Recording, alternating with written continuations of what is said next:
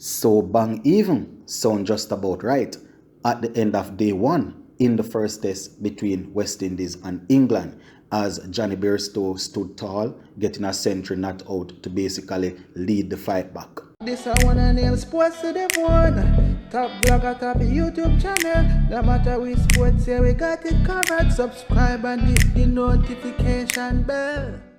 Hey, what's up, Sports to the Bone family, and welcome back to another video. Hope everybody is doing okay. Alright, so in this one, I just want to quickly take a look at how day one went in that first test between West Indies and England. So 268 for 6, England finished the day on, and I could say that things are even. Having said that though, one would say that England are probably the happier of the two because they are coming from 48 for 4.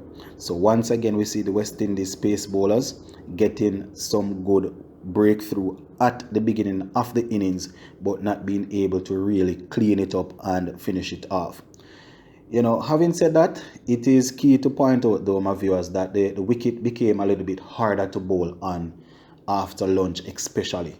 And it's not like we were taking our chances. I can clearly remember maybe about 3 or 4 catches that could have been taken easily that were put down. So that basically, let us know that if we're not taking our chances, batsmen are going to be surviving. So that is an issue. Now, I also think that Captain Craig Brathwaite made a big blunder, and I will tell you what that blunder is before I finish this video here. So 268 for 6, as I said, with Johnny Bairstow still at the wicket, solid as a rock, on 109 of 216 deliveries. Now he and Ben Stokes, they really came together and basically start the repair job for England, because as I said, they were 48 for 4.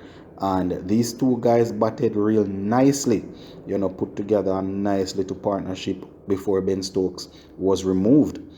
After Ben Stokes, folks came in and, Johnny Bairstow and him did it for a little while. So let me go through the England batting card for you guys. So Lees, he was dismissed by Roach for 4. Zach Crawley, he got 8. He was dismissed by Jaden Sears. Root got 13. Kemar Roach bowled him, hit the top off. Lawrence, he was actually dismissed by Jason Holder. Jaden Seals got rid of Ben Stokes. And as I said, Bairstow is still there on 109 of 216. Ben Foakes got 42 before he was trapped in front by Jason Holder. And Wokes is still there on 24.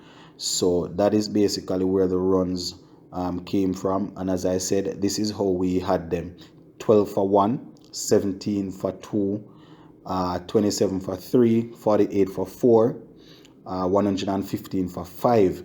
So that would have been the partnership there that really lasted for a little while. Then they had 214 for 6 when Foakes was dismissed, and from there on we haven't been able to really dismiss anybody else. So 268 for 6 of 86 overs.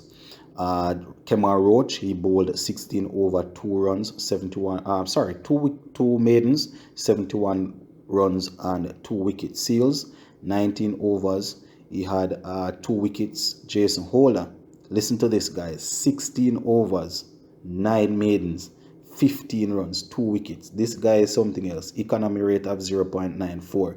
You see boundaries being hit all over the place, left, right and center, and Jason Holder still managed to bowl 16 overs and only concede 15 runs. This guy is something else. This guy is class. Alzari, 19 overs, 69 runs given away, no wicket. Alzari, I don't know, this man need to take a dip in a river. This man is salt. They are always putting down catches off his bowling. I think maybe about 2 catches were actually dropped off Alzari Joseph's bowling. So once again, things not going his way. First, Sammy Pramal, 13 overs, 35 runs, no wicket. Brathwaite bowled 3 overs for 7 runs. So that is basically how the bowling went for West Indies. Now, earlier on I said that I think that Captain Craig Brathwaite made a blunder, and this is where I'm thinking. After lunch, I think it was immediately after lunch, he brought on Alzar Joseph and Jaden Seals.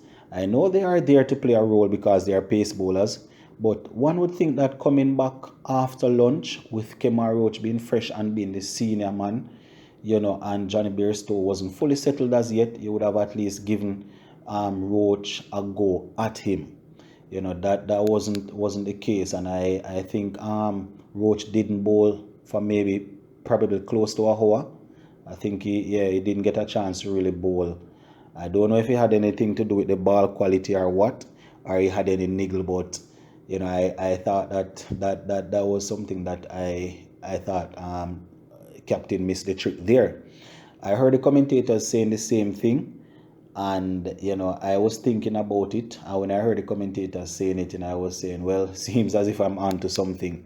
But that is where I thought he actually missed a trick. But generally speaking, as you guys know, we basically owned the first session. We had them we had them in the 50s for I think about 4, and then after lunch, this Ben Stokes and Bairstow basically pushed on. Then folks, came in, did this thing. So they are basic. I have to give it to them. They definitely, especially Bairstow, he has stuck in and he's fighting for dear life. He is actually in some good form when I come to think of it, because I think in the last Test match against Australia in the Ashes, he had a century. He had a century in that warm-up game against the CWI 11, and now he's actually on 109, and he's still there. So it's a possibility that England might be pushing to 320, 330. We are hoping that tomorrow we can get a couple of early wickets to basically set things the right way. But if they are 268 for 6 and these two guys continue like how they are batting now, then we are going to be in for a little bit of trouble. But I'm not too worried as it relates to tomorrow morning. I don't really see these two guys going up to lunch. I don't see them going up to lunch, because a rested Kemar Roach and a refocused Kemar Roach will definitely probably get the breakthrough for us.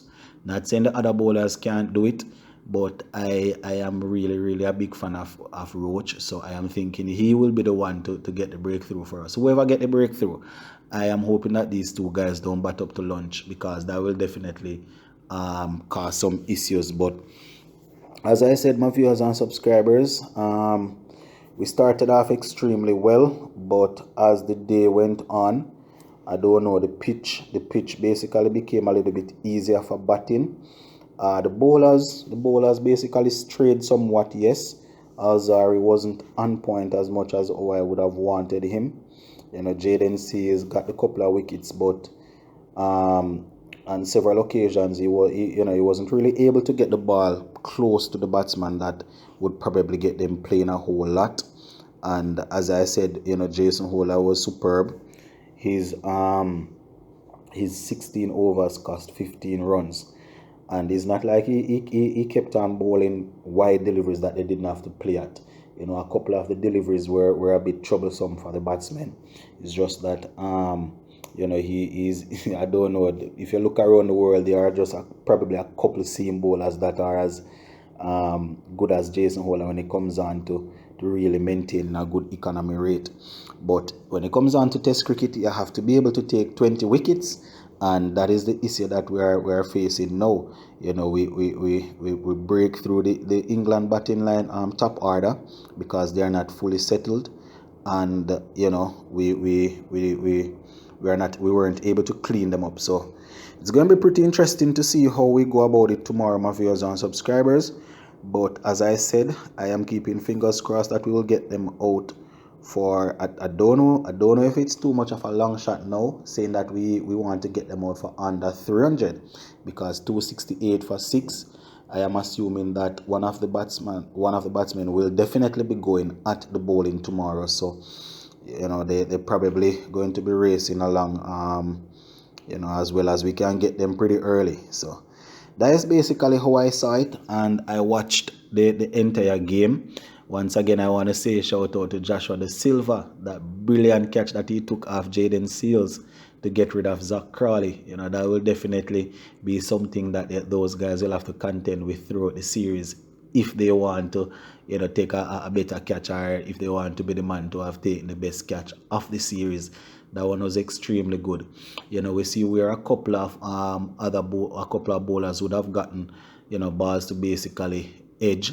You know, some falling short, and as I said, Jason Holder, you know, even though he bowled so well, I think he dropped about 2 catches. I think he was actually the man that put down 2 catches off Alzari's bowling. You know, one was a bit difficult, but usually in the slip card he's very safe, and he wasn't able to hold on. So once again, Alzari Joseph, well, I don't know what you can do to get a wicket, sir, but it is what it is. But yeah, my viewers and subscribers, that is basically how I saw it. I don't know who else, I don't know how you guys saw it. So the comment section is there. You can just go ahead and let me know exactly what you thought about that one. I'm going to leave it right here for now. Sports to the bone. Keeping it informed. Please remember to like, share, leave us a comment, and also remember to subscribe to the channel, guys. I'm out.